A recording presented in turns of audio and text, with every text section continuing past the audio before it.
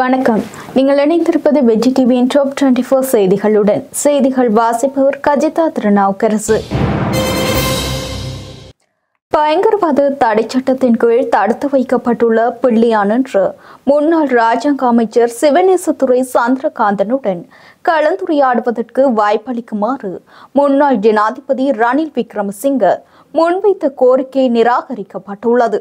பொதுமக்கள் பாதுகாப்பு அமைச்சர் ஆனந்த விஜயபால இதனை உறுதிப்படுத்தியுள்ளார்.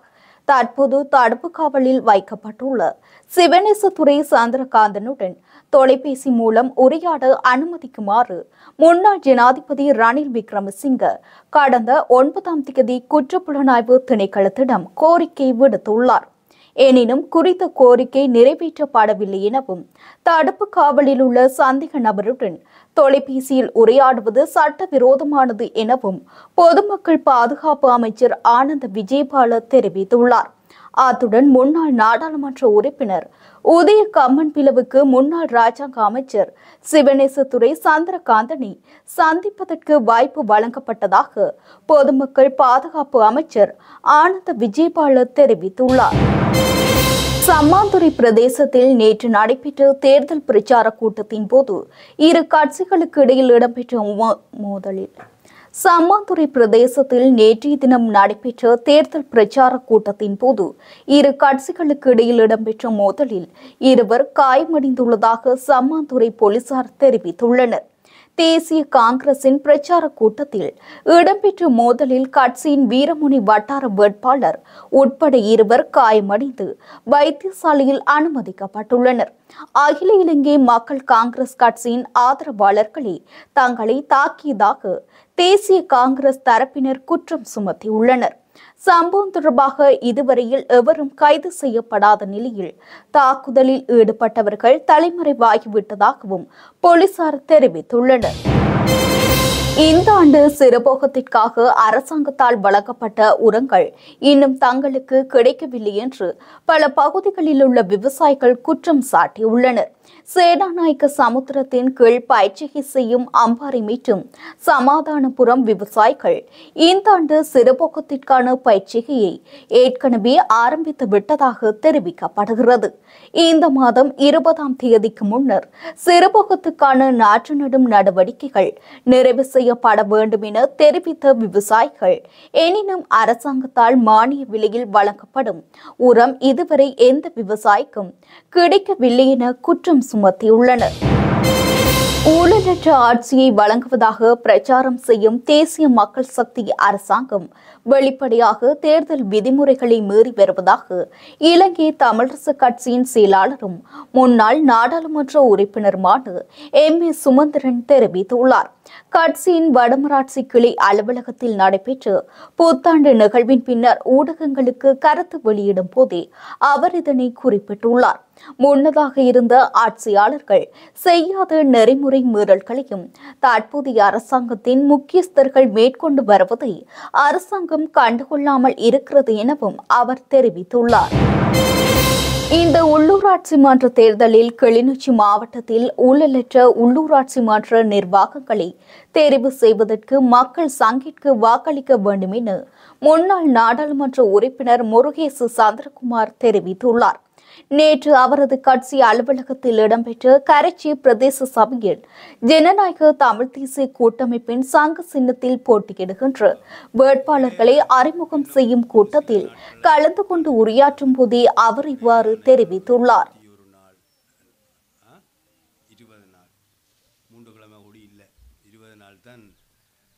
தேர்தல் பரப்புரைக்கான காலம். பொறுப்பு வாய்ந்த அரசியல் கட்சி என்ற முறையில் நாங்களும் எடுத்து சென்று விளங்கப்படுத்தி இந்த என்பிபி என்ற ஒரு இனவாத தேசியவாத கட்சிக்கு, தமிழர்களின் உரிமைகளை மறுதளிக்கின்ற கட்சிக்கு, கடந்த கால செயல்பாடுகளில் தமிழர்களுக்கு எதிராக செயல்பட்ட ஜேவிபியை தமிழ் மக்கள் இனங்காண வைக்க இந்த ஒரு தேர்தலை சந்தர்ப்பமாக பயன்படுத்தி கொள்ள வேண்டும் என்பதுதான் முக்கியமானது. வீட்டு சின்னத்தில் நாங்கள் பல வருடங்கள் பயணம் செய்தோம். அந்த வீடு இன்று தமிழரசு கட்சியின் தனி சின்னம் என்பதால் அந்த வீடு இன்று தனியாக சென்று விட்டது. ஆனால் இன்று 5 கட்சிகள் இணைந்து எமக்கான ஒரு பொது சின்னமாக சங்க சின்னத்தில் பயணித்துக் கொண்டிருக்கின்றோம். நாங்கள் கூட்டமைப்பாக இன்று செயற்பட்டுக் கொண்டிருக்கின்றோம். எனவே சங்க சின்னத்தை நீங்கள் அனைவரும் ஒன்றிணைத்து பலப்படுத்துவதன் மூலம் உங்கள் கிராமத்தையும் மன்னர் நகரத்தையும் பலப்படுத்த முடியும் என ஜனநாயக தமிழ் தேசிய கூட்டணியின் அங்கத்துவ கட்சிகளில் ஒன்றான EPRLF கட்சியின் மாவட்ட அமைப்பாளர் SR குமரேஷ் தெரிவித்துள்ளார். ஜனநாயக தமிழ் தேசிய கூட்டணி சார்பாக மன்னார் நகரசபை தேர்தலில் போட்டியிடும் மன்னார் எழுத்தூர் வட்டார வேட்பாளர்களை ஆதரித்து மன்னார் பெரியகமம் பகுதியில் நேற்றைய தினம் மாலை தேர்தல் பிரச்சார கூட்டம் இடம்பெற்றுள்ளது. இதன்போது கலந்து கொண்டு உரையாற்றும் போதே ஜனநாயக தமிழ் தேசிய கூட்டணியின் அங்கத்துவ கட்சிகளில் ஒன்றான EPRLF கட்சியின் மாவட்ட அமைப்பாளர் குமரேஷ் இவ்வாறு தெரிவித்துள்ளார். பிரதேச சபையின் முன்னாள் உறுப்பினர் சண்முகம் ஜீவராசவின் ஊடக சந்திப்பொன்று நேற்றைய தினம் மேற்கொள்ளப்பட்டுள்ளது. இதன்போது ஊடகங்களுக்கு கருத்து தெரிவிக்கையில் தமிழரசு கட்சியின் தற்போதைய செயலாளராக பொறுப்பேற்றிருக்கும் சுமந்திரன் அவர்களின் சதி முயற்சியின் காரணமாக தன்னை தமிழரசு கட்சியிலிருந்து முழுமையாக நீக்கியுள்ளதாகவும் இதன் காரணமாகவே தற்பொழுது சுயேட்சையாக பிரதேச சபை தேர்தலில் போட்டியிடுவதற்காக வேட்புமனுக்கள் தாக்கல் செய்யப்பட்டதாக தெரிவித்துள்ளார். அனைவருக்கும் வணக்கம். நான் இன்று ஒரு பத்திரிகை சந்திப்பு ஒன்று சந்திப்பதற்கான காரணம் உண்மையாகவே ஒரு ஜனநாயக நாடு என்று தான் இலங்கையை நான் நினைத்தேன். இந்த முறை பிரதேச சபை தேர்தலுக்கு நான் ஒரு இலங்கை தமிழரசு கட்சியைச் சேர்ந்தவன். இலங்கை தமிழரசு கட்சியிலிருந்து பொதுச் செயலாளர் சுமந்திரனாம் எனக்கு தெரியாது. அவர் உறுப்புரிமையை நீக்கி எனக்கு ஒரு கடிதம் தந்தவர். மக்கள் மத்தியில் கேட்கலாம், ஏன் இவர் இன்னொரு சுயேட்சையாக கேட்கணும் என்று. அப்போ அந்த ரீதியில் நான் கட்டாயம் ஒரு சுயேட்சை சின்னத்தில் நாங்களும் எங்களோட கரைச்சி பிரதேச சபையில் சகல வேட்பாளரோட ஒரு வேட்புமனுவை நாங்கள் தயார்படுத்தி கொடுக்கப்பட்டது. கட்சி சார்பாக என்னை வளர்த்தப்பட்டவர்கள் நான் மாவட்டத்திலே போட்டி போட்டு சில நேரம் சுயேட்சையில் வந்து விடுவேன் என்பதற்காக சில நேரம் உள்கூத்தாக இருக்கலாமோ என்று கூடி எனக்கு கேள்வி இருக்கிறது. ஆகவே தயவு செய்து எனக்கு நீதி வரும் வரைக்கும் இந்த தகவல் மாண்புமிகு ஜனாதிபதி அவர்களுக்கு போக வேண்டும்.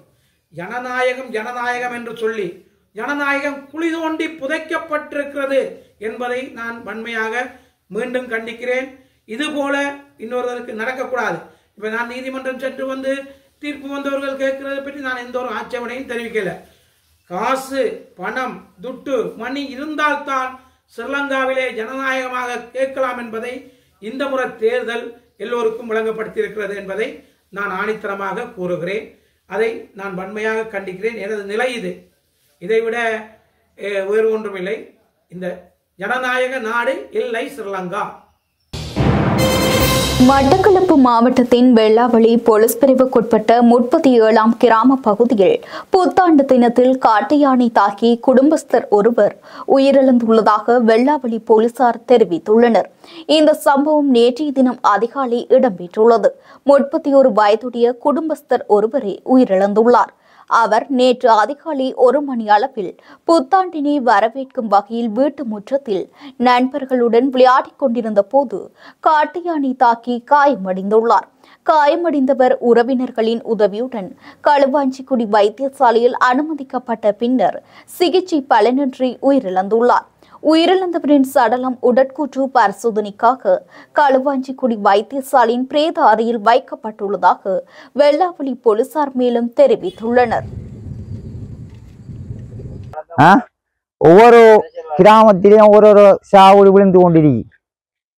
தென்னை மரமும் இல்லை, வீடும் இல்லை, குறைநாக கிடக்கு. இந்த கிராமத்தை சுத்தி பாருங்க. இதுக்கு என்ன வழிகாட்டுறது? இதுக்கு ஒரு முடிவெடுத்து இந்த மக்களுக்கு நிம்மதியாக வாழறதுக்கு ஒரு வழிகாட்டணும் இந்த அரசாங்கம். இதைத்தான் நாங்களால் கூற முடியும். இதுக்கு சட்ட நடவடிக்கை எடுத்துத்தாங்க. இலங்கை தமிழரசு கட்சியின் பொதுச் செயலாளர் MA சுமந்திரன் வடமராட்சியில் ஊடக சந்திப்பொன்றை நடாத்தியுள்ளார். அனைவருக்கும் இனிய புத்தாண்டு நல்வாழ்த்துக்களை தெரிவித்துக் கொள்கிறோம். இந்த புத்தாண்டு உள்ளூராட்சி மன்ற தேர்தல் களத்திலே பிறந்திருக்கிறது. பல வருடங்களாக நடைபெறாமல் இருந்த உள்ளூராட்சி மன்றங்களுடைய தேர்தல்கள் தற்போது மே மாதம் 6ஆம் தேதி நிகழ இருக்கிறது. அதிலேயும் சில குழப்பங்கள் எழுந்திருந்தன. நீதிமன்ற உத்தரவுகள் சில கொடுக்கப்பட்டிருக்கின்றன. ஆகையினாலே அனைத்து உள்ளூராட்சி மன்றங்களுடைய தேர்தல்களும் மே 6ஆம் தேதி நிகழுமோ இல்லையோ என்று முடிவாக சொல்ல முடியாமல் இருக்கிறது. 2015ஆம் ஆண்டு மைத்ரிபால சிறிசேன ஆட்சிக்கு வந்த உடனே ஊழல் எதிர்ப்புக்காக ஒரு செயலணி ஒன்று உருவாக்கப்பட்டது. அந்த செயலணி உருவாக்கப்பட்ட போது அதற்கான ஒரு குழு நியமிக்கப்பட்டது. திரு சம்பந்தனும் நானும் அந்த குழுவில் இருந்தோம். அனுரகுமார் திசாநாயக் அந்த குழுவில் இருந்தார். மங்கள சமரவீர தலைமையிலே அந்த குழு அமைக்கப்பட்டது. அதிலே ஊழல் சம்பந்தமான குற்றச்சாட்டுக்களை முன்வைப்பதற்கான ஒரு அலுவலகத்தை திறந்து அதிலே அந்த முறைப்பாடுகளை செய்யும்படியான ஒரு வேலை திட்டம் ஆரம்பிக்கப்பட்டு அனுரகுமார் திசாநாயக் அதுக்கு பொறுப்பாக விடப்பட்டார். அவருடைய செயலாளராக அந்த வேளையிலே கடமையாற்றிய ஆனந்த விஜயபால என்கின்றவர் தான் அந்த செயலத்துக்கு பொறுப்பானவராக நியமிக்கப்பட்டவர். அந்த செயலகம் அலரி மாளிகையிலே பக்கத்திலே உருவாக்கப்பட்டது. வேறொரு வாயில் மூலமாக அதற்குள்ளே உள்ளே செல்லலாம். அந்த அலுவலகத்துக்கு நானே இங்கே வடக்கிலே இருந்து சிலரை அழைத்து சென்று அவர்களுடைய முறைப்பாடுகளை பதிவு செய்வதற்கு உதவி புரிந்திருக்கிறேன். மணல் கொள்ளை சம்பந்தமாக பார ஊர்தி சங்கத்தினர் ஓடு எல்லாம் சென்று முறைப்பாடுகள் ஆனந்த விஜயபால அந்த முறைப்பாடுகளை பெற்றிருக்கிறார். அவர்தான் இப்பொழுது பொது பாதுகாப்பு அமைச்சர், போலீஸுக்கு பொறுப்பான அமைச்சர். ஆகையினாலே இந்த பழைய முறைப்பாடுகளை வைத்து சில வேளைகளிலே அவர்கள் நடவடிக்கை எடுக்கிறார்களோ தெரியாது. தமிழ் புத்தாண்டை முன்னிட்டு அம்பன் பிங்பாங் விளையாட்டுக் கழகம் நடாத்திய மென்பந்து துடுப்பாட்ட போட்டியில் 21 வயதிற்குட்பட்ட பிரிவின் இறுதிப் போட்டியில் கூடத்தனி உதயசூரியன் விளையாட்டுக் கழகத்தை எதிர்த்து அம்பன் பிங்பாங் விளையாட்டுக் கழகமும் பங்கு பெற்றி அம்பன் பிங்பாங் விளையாட்டுக் கழகம் வெற்றியீட்டியுள்ளது. 21 வயதிற்கு மேற்பட்ட போட்டியில் கட்டிக்காடு சென்ட் மேரிஸ் விளையாட்டுக் கழகமும் கூடத்தனை வடக்கு செல்வா விளையாட்டுக் கழகமும் மோதியுள்ளன. இதில் கட்டிக்காடு சென்ட் மேரிஸ் விளையாட்டுக் கழகம் கிண்ணத்தை தமதாக்கிக் கொண்டுள்ளது. 21 வயதிற்கு மேற்பட்ட பிரிவில் வெற்றி பெற்ற கட்டைக்காடு சென்ட் மேரிஸ் விளையாட்டுக் கழகத்திற்கும் விளையாட்டுப் போட்டிகளை நடாத்திய அம்பன் பிங்பாங் விளையாட்டுக் கழகத்திற்கும் சவால் கிண்ண போட்டி இடம்பெற்றுள்ளது.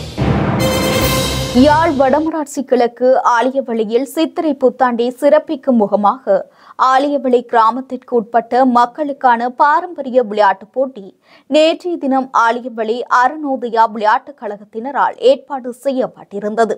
குறித்த விளையாட்டுப் போட்டியானது ஆலியவளை அருணோதயா விளையாட்டு மைதானத்தில் பிற்பகல் 2:30 மணியளவில் ஆரம்பமாகி பிற்பகல் 6:30 மணியளவில் நிறைவு பெற்றுள்ளது.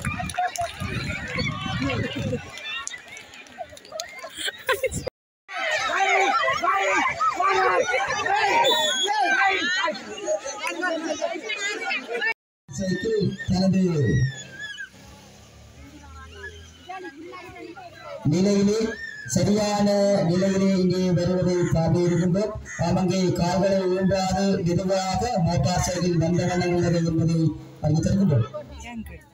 கிடுகு விண்வெளி போட்டி தற்பொழுது நடைபெற இருக்கின்றது. கிடுகு நேற்று மிக மிக முக்கியமான விடயம். வேகமாக பின்ன வேண்டும், நேர்த்தியாக பின்ன வேண்டும், 4 ஓலைகள் பின்ன வேண்டும், கள்ள ஓலை விட முடியாது. சம நேரத்திலே தலையணை சமரை.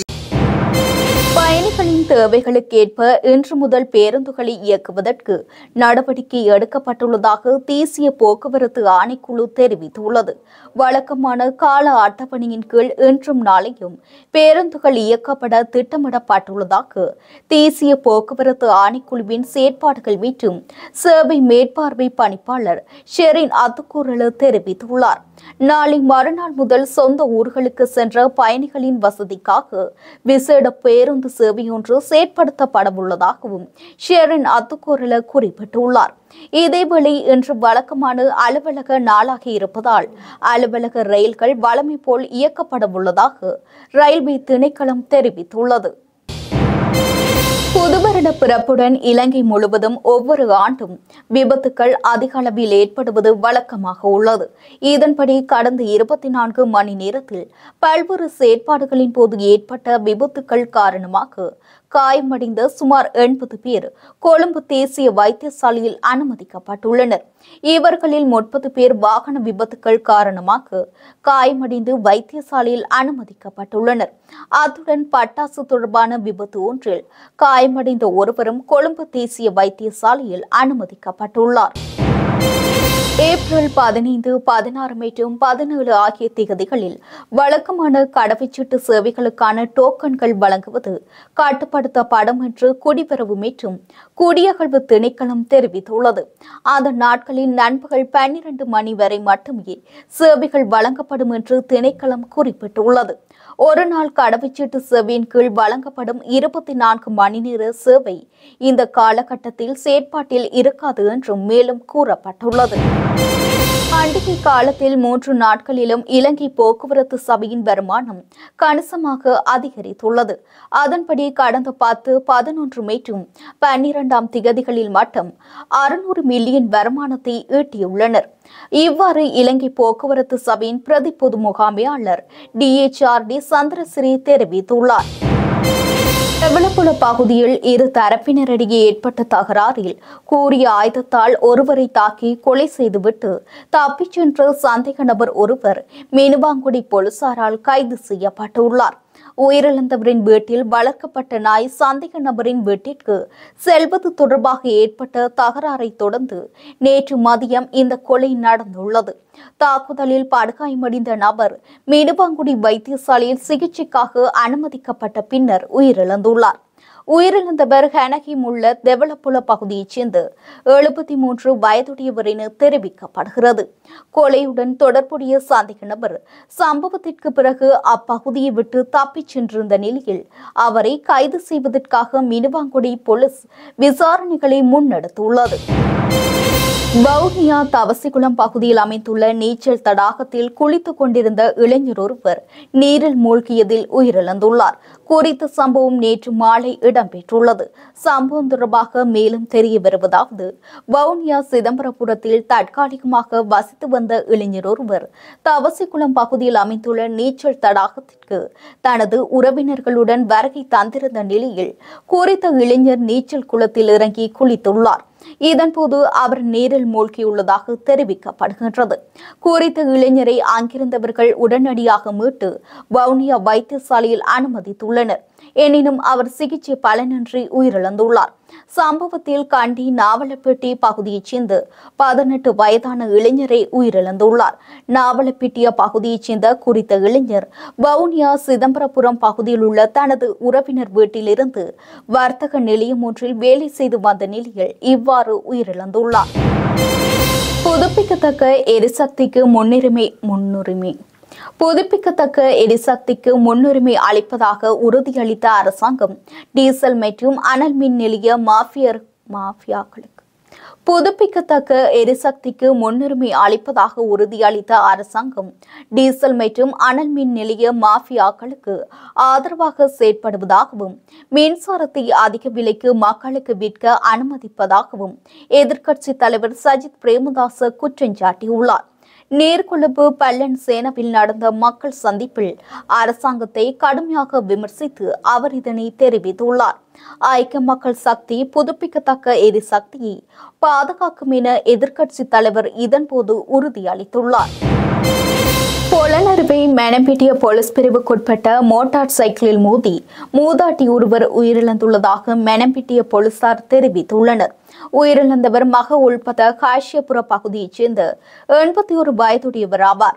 திம்புலா கலையிலிருந்து மக உள்பத நோக்கி பயணித்த மோட்டார் சைக்கிள் ஒன்று வீதியில் பயணித்த மூதாட்டி ஒருவர் மீது மோதியதில் இந்த விபத்து இடம்பெற்றுள்ளது. விபத்தில் படுகாயமடைந்த மூதாட்டி மோட்டார் சைக்கிளின் செலுத்துனரும் மெனம்பிட்டிய மற்றும் பொலனறுவை வைத்தியசாலையில் அனுமதிக்கப்பட்ட பின்னர் மூதாட்டி உயிரிழந்துள்ளதாக போலீசார் தெரிவித்துள்ளனர். சுங்கவரி செலுத்தாமல் சட்டவிரோதமாக கொண்டுவரப்பட்ட வெளிநாட்டு மதுபான போத்தல்கள் மற்றும் சிகரெட்டுகளுடன் பெண் ஒருவர் கம்பஹா போலீசாரால் கைது செய்யப்பட்டுள்ளார். கம்பஹா போலீசாருக்கு கிடைத்த தகவலின் பேரில் ஜாயல கொட்டகொட பிரதேசத்தில் உள்ள விற்பனை நிலையம் ஒன்றில் மேற்கொள்ளப்பட்ட சோதனையில் இந்த பொருட்கள் கைப்பற்றப்பட்டுள்ளன. சந்தேக நபரான பெண்ணிடமிருந்து 17 வெளிநாட்டு மதுபான போத்தல்களும் 40,000 சிகரெட்டுகளும் போலீசாரால் கைப்பற்றப்பட்டுள்ளன. சந்தேக நபரான பெண் இந்த வெளிநாட்டு மதுபான போத்தல்கள் மற்றும் சிகரெட்டுகளை விற்பனை செய்ய தயாராக இருந்துள்ளதாக போலீஸ் விசாரணையில் தெரிய வந்துள்ளது. இது தொடர்பான மேலதிக விசாரணைகளை கம்பஹா போலீசார் மேற்கொண்டு வருகின்றனர். இத்துடன் நமது டாப் 24 செய்திகள் நிறைவடைகின்றன. தொடர்ந்து இணைந்திருங்கள் வெற்றி டிவி லஞ்ச் பிரேக் செய்திகளுடன். வணக்கம்.